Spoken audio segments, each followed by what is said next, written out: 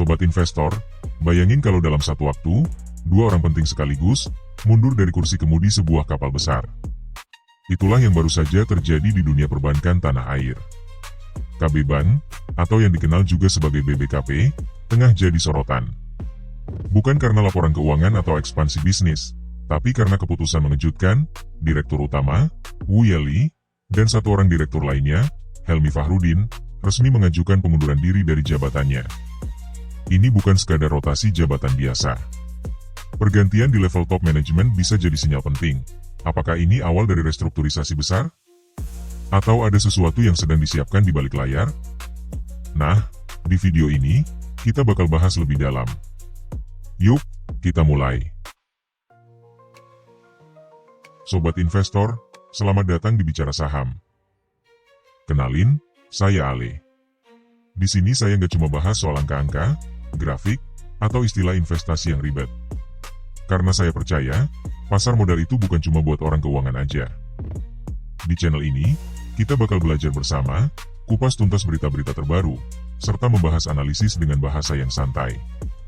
Dan tentu aja, sharing tips yang praktis, yang bisa langsung sobat pakai, dalam kehidupan sehari-hari.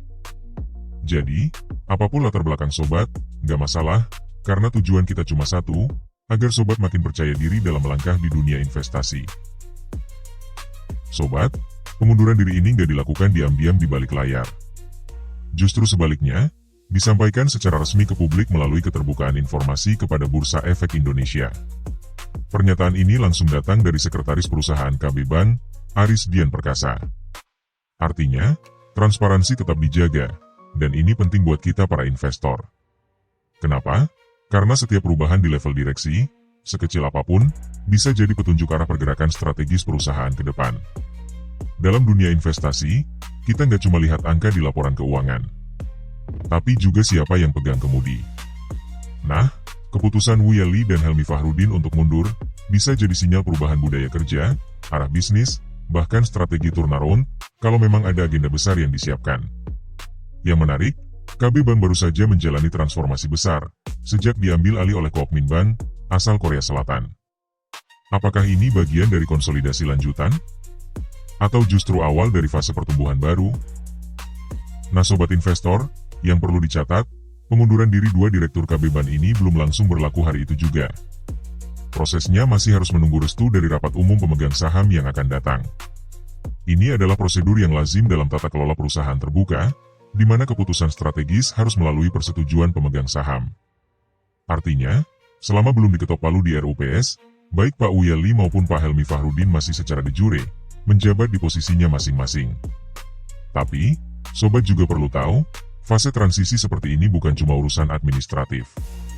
Di baliknya, bisa saja ada sinyal pergeseran arah perusahaan. Bisa jadi, ini membuka jalan bagi restrukturisasi, atau mungkin KB Bank ini menyegarkan manajemen untuk menghadapi tantangan baru di sektor perbankan yang makin kompetitif. Apalagi, BBKP ini masih dalam proses pemulihan kinerja setelah sempat mengalami berbagai tekanan dalam beberapa tahun terakhir. Jadi, kita sebagai investor perlu pantau terus, siapa penggantinya nanti, dan apa arah baru yang akan diambil perusahaan. Sobat investor, penting juga kita pahami bahwa pengunduran diri dua direktur ini bukan karena skandal, bukan juga karena tekanan internal. Justru sebaliknya, mereka berdua telah menyelesaikan masa jabatannya dengan baik, sesuai ketetapan yang berlaku. Pak Wu Yeli mulai menjabat sejak rapat umum pemegang saham tahunan tanggal 25 Mei 2022.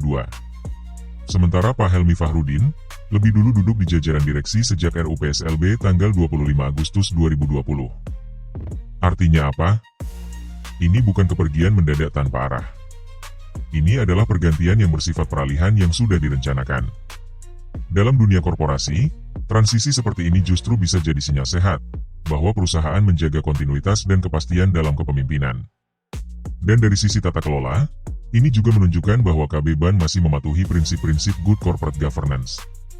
Jadi buat sobat investor yang punya BBKP di portofolionya, ini bukan alarm merah, tapi sinyal untuk tetap waspada dan pantau arah kebijakan selanjutnya. Nah sobat investor, yang juga perlu digarisbawahi adalah pernyataan resmi dari manajemen KB Bank. Mereka menegaskan bahwa masa transisi ini bukan dadakan, bukan juga karena kejadian mendesak. Justru sebaliknya, transisi ini sudah dirancang dengan matang. Semua langkah sudah disiapkan, dari sisi operasional, hingga struktur manajemen ke depan. Artinya, sobat nggak perlu panik dulu. KB Ban memastikan bahwa aktivitas bisnis tetap berjalan normal. Tidak ada gangguan besar terhadap layanan, strategi perusahaan, atau bahkan kondisi keuangan jangka pendek. Dan ini penting dalam analisa fundamental, karena stabilitas manajemen adalah salah satu indikator penting dalam menilai kualitas tata kelola perusahaan. Buat sobat yang pegang saham BBKP, ini bisa jadi momen untuk observasi lebih dalam. Siapa penggantinya nanti? Apakah arah kebijakan akan berubah? Atau justru ini peluang untuk restrukturisasi yang lebih agresif? Semua itu bisa jadi bahan pertimbangan dalam menyusun strategi investasi ke depan. Dan sobat, satu hal penting lainnya, pihak KB Ban juga menegaskan bahwa pengunduran diri dua direksi ini tidak berdampak material terhadap kegiatan usaha maupun operasional Ban secara keseluruhan. Dengan kata lain, sobat nggak perlu langsung mikir ini pertanda ada masalah besar di dalam. Manajemen bilang, bisnis tetap jalan seperti biasa, layanan ke nasabah tetap aman, dan strategi bisnis jangka menengah sampai panjang nggak berubah. Ini tentu jadi sinyal positif, apalagi buat sobat yang mungkin megang saham BBKP, atau sedang mempertimbangkan masuk. Pernyataan seperti ini memang penting. Dalam dunia investasi, bukan cuma angka laporan keuangan yang diperhatikan, tapi juga sentimen pasar dan kepercayaan terhadap manajemen. Kalau manajemen bisa menunjukkan bahwa mereka tetap solid, transisi kepemimpinan pun bisa jadi momentum penyegaran, bukan masalah. Nah sobat investor, di tengah dinamika pergantian kepemimpinan ini, pihak KB Ban juga menyampaikan satu hal yang penting, komitmen perusahaan tetap terjaga. Mereka bilang, meskipun dua direktur mundur, kepercayaan para pemegang saham dan nasabah akan tetap jadi prioritas utama. Artinya, sobat nggak perlu khawatir. KB Ban berusaha meyakinkan bahwa proses pergantian ini adalah sesuatu yang sudah terstruktur dan terkendali. Bahkan, manajemen bilang mereka sudah menyiapkan langkah-langkah agar transisi ini tetap smooth, alias tanpa gangguan ke operasional maupun pelayanan. Ini penting, terutama buat sobat investor yang tahu bahwa sentimen pasar bisa naik turun cuma karena berita kayak gini. Tapi dengan komunikasi yang terbuka, plus komitmen untuk tetap stabil, KB Ban memberikan sinyal ke publik bahwa mereka tahu apa yang mereka lakukan. Dan ini bisa jadi pelajaran juga buat kita. Dalam dunia investasi, perubahan itu pasti ada. Tapi cara perusahaan menyikapi perubahan itulah yang membedakan mana yang layak dipertahankan, dan mana yang harus ditinggalin. Lalu, bagaimana kondisi fundamental dari KB Bank saat ini? Ayo kita review. Jangan lupa like, subscribe, dan share video ini, agar sobat sekalian tidak ketinggalan update terbaru seputar dunia saham.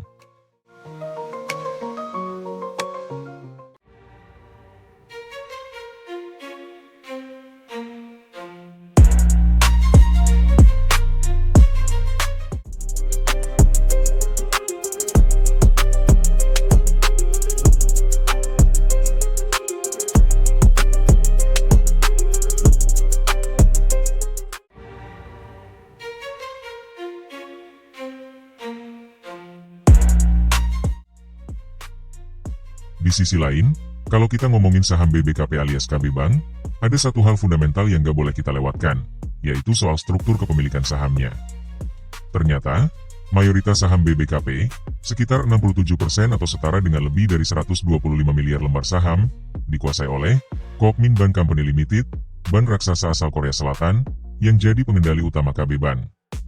Sementara itu, porsi publik atau masyarakat hanya 16% saja, yaitu sekitar 29 miliar lembar. Apa artinya ini buat kita para investor retail?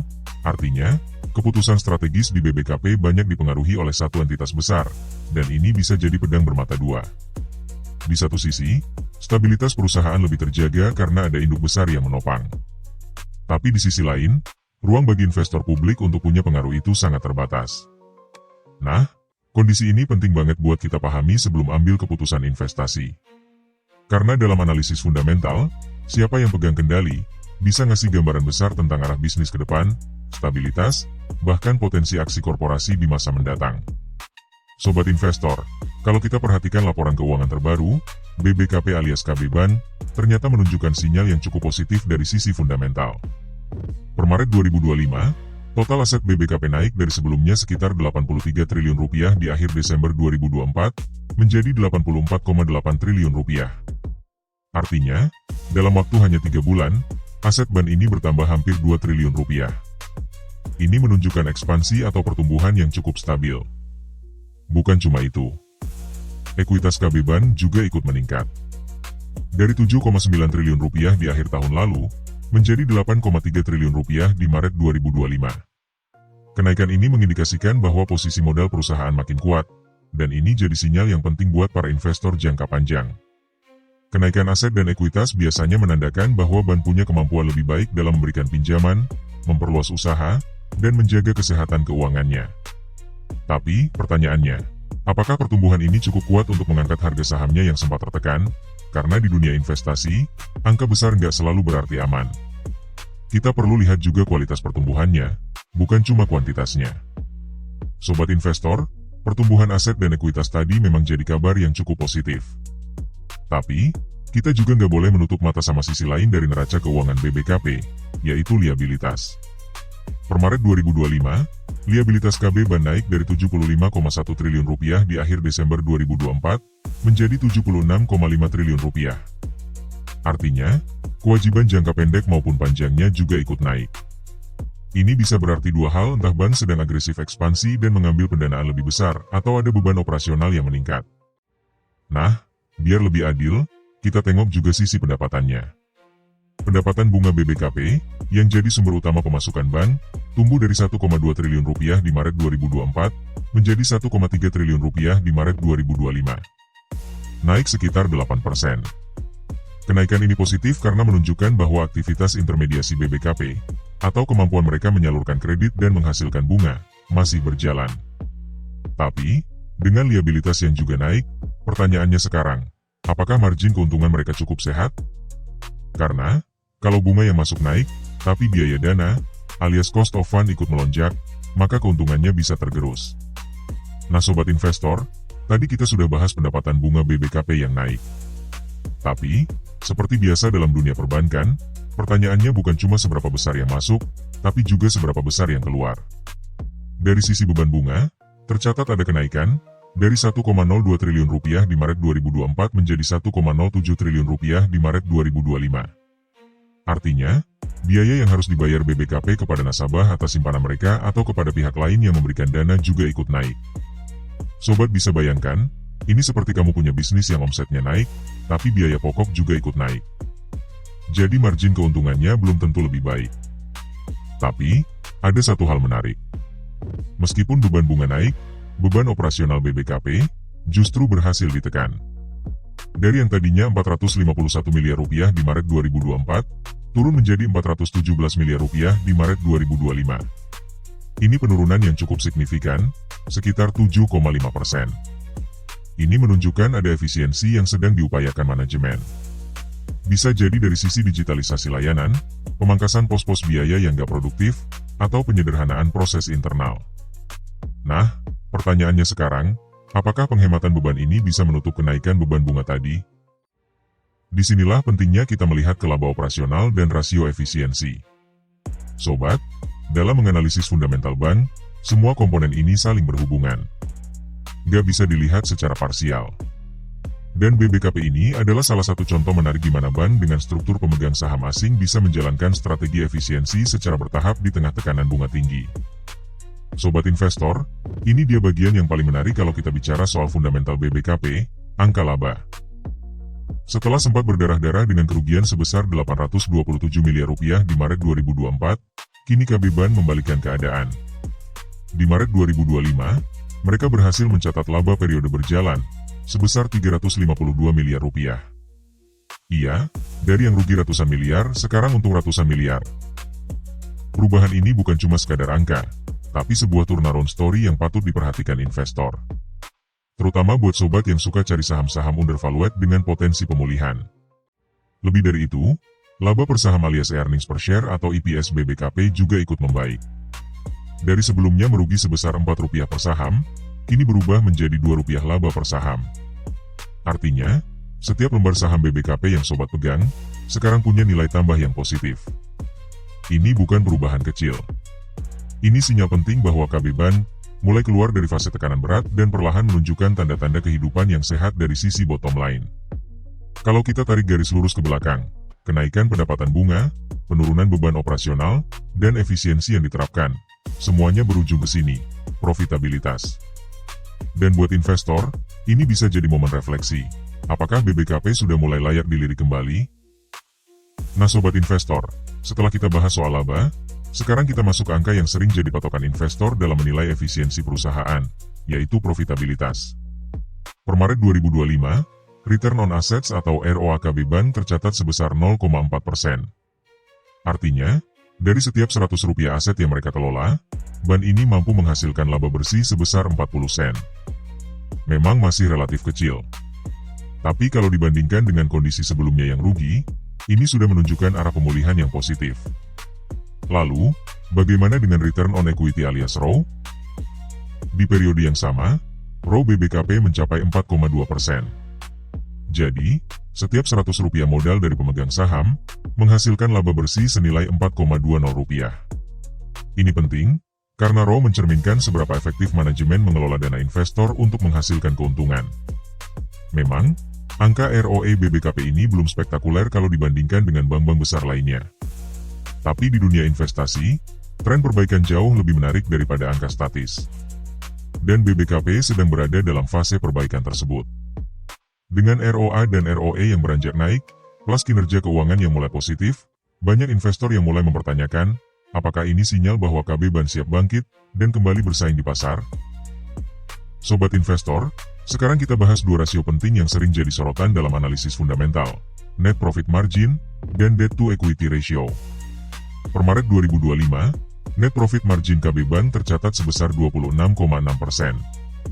Ini artinya, dari setiap Rp100 pendapatan, sekitar Rp26 berhasil dikantongi sebagai laba bersih. Ini cukup tinggi sobat, apalagi untuk bank yang sebelumnya sempat merugi. Net profit margin yang solid seperti ini menunjukkan bahwa BBKP mulai efisien dalam mengelola biaya dan beban operasionalnya. Tapi, di sisi lain, ada angka yang perlu kita cermati lebih hati-hati, yaitu debt to equity ratio BBKP yang tercatat mencapai 919,9%. Artinya, jumlah utang perusahaan hampir 10 kali lebih besar dari modal yang dimiliki pemegang saham. Rasio setinggi ini memang cukup wajar untuk sektor perbankan, karena model bisnis bank memang mengandalkan dana pihak ketiga, alias simpanan nasabah. Tapi tetap saja sobat, rasio ini menunjukkan bahwa struktur pendanaan BBKP masih sangat bergantung pada utang. Buat investor, angka ini bisa jadi pedang bermata dua. Di satu sisi, rasio utang yang tinggi bisa memperbesar potensi keuntungan saat kondisi ekonomi membaik. Tapi di sisi lain, kalau ada guncangan ekonomi atau penurunan kepercayaan pasar, struktur utang seperti ini bisa jadi beban berat. Jadi, kalau sobat tertarik dengan saham BBKP, penting banget untuk mempertimbangkan balance antara profitabilitas dan struktur pendanaan ini. Sobat investor, kalau kita bahas analisis fundamental sebuah bank, jangan lupakan satu hal yang sering luput dari perhatian, yaitu arus kas. Karena dari sinilah kita bisa lihat, seberapa sehat sebenarnya napas keuangan sebuah perusahaan. Per Maret 2025, arus kas dari aktivitas operasi KB Bank tercatat sebesar Rp3,8 triliun. Ini angka yang cukup impresif. Karena artinya, dari kegiatan inti bisnis perbankannya, BBKP berhasil menghasilkan kas masuk yang besar. Dan ini menandakan bahwa operasional perusahaan sudah mulai berjalan dengan lebih solid dan produktif. Tapi, bukan cuma itu. BBKP juga mencatat arus kas keluar dari aktivitas investasi sebesar Rp2,4 triliun. Nah, ini juga penting buat kita cermati. Artinya, perusahaan sedang aktif berinvestasi, bisa dalam bentuk pembelian aset, peningkatan sistem teknologi, atau ekspansi bisnis lainnya. Dalam konteks jangka panjang, ini bisa jadi sinyal positif karena menunjukkan manajemen punya visi untuk tumbuh, bukan sekadar bertahan. Dengan selisih positif antara arus kas operasi dan arus kas investasi, BBKP saat ini berada di posisi yang cukup kuat dari sisi likuiditas. Dan sobat, kalau arus kas operasionalnya tetap terjaga, ini akan jadi bantalan penting saat menghadapi ketidakpastian ekonomi atau fluktuasi pasar. Jadi, kalau kamu lagi mempertimbangkan BBKP dalam watchlist investasi, angka arus kas ini bisa jadi sinyal bahwa kondisi dalam perusahaan sedang membaik secara bertahap, meski tantangannya masih ada. Nah sobat, setelah kita bedah arus kas operasional dan investasi BBKP, sekarang mari kita bahas satu aspek penting lainnya, yaitu arus kas dari aktivitas pendanaan. Per Maret 2025, KB KB Bank mencatat penggunaan arus kas untuk aktivitas pendanaan sebesar 885 miliar rupiah. Apa artinya ini? Secara sederhana, BBKP sedang melakukan pelunasan kewajiban finansial atau mungkin membayar bunga atas utang. Ini mencerminkan langkah kehati-hatian manajemen dalam menjaga struktur modal agar tetap sehat dan berimbang. Dan menariknya, meskipun ada pengeluaran cukup besar untuk pendanaan, total kas BBKP justru meningkat sebesar 501 miliar rupiah. Sobat, ini sinyal positif. Artinya, setelah semua pengeluaran, mulai dari operasional, investasi, hingga pendanaan, BBKP masih bisa menutup kuartal dengan kas yang lebih besar dari sebelumnya. Ini menunjukkan manajemen kas yang cukup disiplin, sekaligus mencerminkan posisi likuiditas yang membaik. Dan dalam dunia perbankan, likuiditas itu ibarat oksigen. Kalau terlalu tipis, bisa sesak napas. Tapi kalau cukup dan dikelola dengan baik, bank bisa bergerak lincah dan ekspansif, termasuk dalam menyalurkan kredit atau menangkap peluang pertumbuhan baru. Jadi sobat, kalau kita tarik benang merahnya, arus kas BBKP mulai menunjukkan perbaikan. Mulai dari operasional yang produktif, investasi yang agresif, pendanaan yang terkendali, hingga saldo kas yang meningkat. Ini bisa jadi pertanda bahwa BBKP sedang menyiapkan fondasi keuangan yang lebih kokoh untuk masa depan. Jadi sobat, kalau kita rangkum perjalanan fundamental KB Bank atau BBKP sampai Maret 2025, ada banyak hal menarik yang bisa kita sorot. Pertama, struktur pemegang saham yang dikuasai oleh Koopmin Bank sebesar 67%, menunjukkan bahwa BBKP memiliki backing kuat dari institusi keuangan global asal Korea Selatan. Ini bisa jadi fondasi yang solid untuk transformasi jangka panjang. Dari sisi neraca keuangan, aset BBKP naik dari 83 triliun rupiah ke 84,8 triliun rupiah, sementara ekuitas juga ikut menguat dari 7,9 triliun rupiah ke 8,3 triliun rupiah.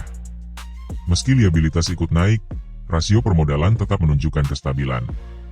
Dan yang lebih menarik lagi, laba bersih BBKP berhasil berbalik arah dari rugi 827 miliar rupiah menjadi untung 352 miliar rupiah hanya dalam waktu 1 tahun. Laba per saham pun ikut membaik, dari minus jadi positif. Dari sisi efisiensi, beban operasional berhasil ditekan, meskipun beban bunga masih sedikit naik. Tapi dengan net profit margin 26,6% dan arus kas operasional yang mencapai 3,8 triliun rupiah, BBKP mulai menunjukkan sinyal efisiensi dan ketangkasan dalam mengelola bisnisnya. Namun, tetap ada catatan penting. Return on asset 0,4% dan return on equity 4,2% menunjukkan bahwa profitabilitas BBKP masih belum sekompetitif bank-bank besar lainnya. Ditambah lagi, debt to equity ratio yang mencapai 919,9% menjadi pengingat bahwa struktur utangnya masih sangat tinggi. Jadi, apakah BBKP sudah sepenuhnya sehat? Belum tentu. Tapi, ini adalah awal yang baik. Dengan kontrol beban yang lebih ketat, pemulihan laba, dan arus kas yang menguat, BBKP terlihat sedang menyiapkan panggung untuk kinerja yang lebih stabil ke depan. Kalau sobat suka konten kayak gini, jangan lupa klik like, biar algoritma tahu, sobat tertarik sama topik investasi dan saham. Subscribe juga, supaya sobat nggak ketinggalan insight dan analisis terbaru, yang bisa membantu sobat, dalam mengambil keputusan yang lebih bijak di pasar modal. Jangan lupa tulis pendapat sobat di kolom komentar. Ingat sobat, belajar investasi itu lebih seru kalau bareng-bareng. Sampai ketemu di video selanjutnya.